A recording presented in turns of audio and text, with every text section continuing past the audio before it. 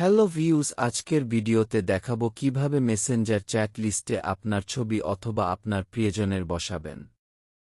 এর জন্য ফোন থেকে মেসেঞ্জার অ্যাপসটি ওপেন করুন।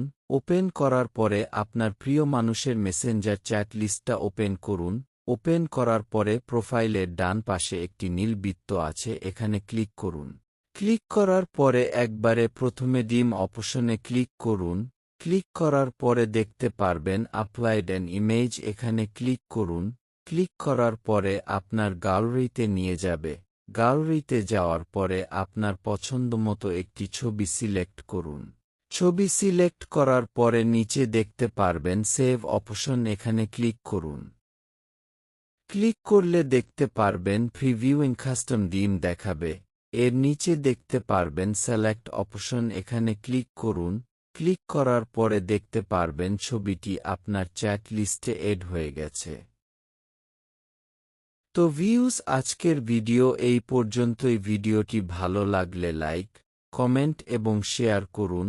আর পরবর্তী ভিডিও সবার আগে পেতে চ্যানেলটি সাবস্ক্রাইব করে সাথে থাকুন।